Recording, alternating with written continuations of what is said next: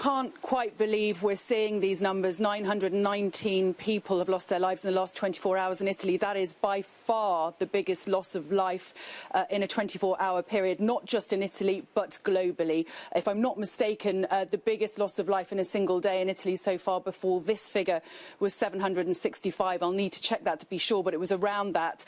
So 919 is a huge leap.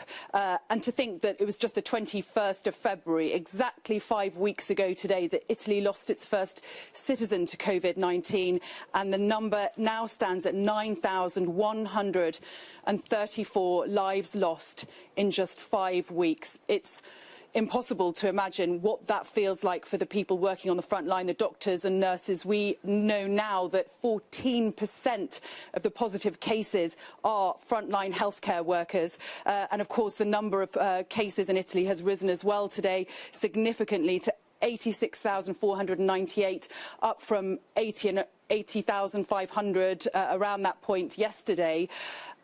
That's eclipsed China's number of reported figures, which was around 81,000.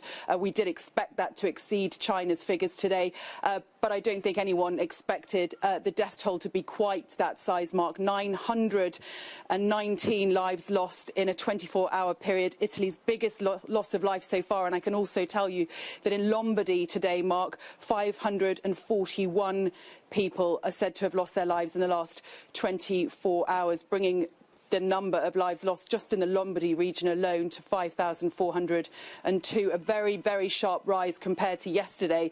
And if I'm not mistaken, the second highest loss of life in Lombardy in a single day so far. So very disappointing news for Italy as they are well into their third week in lockdown with no end date in sight.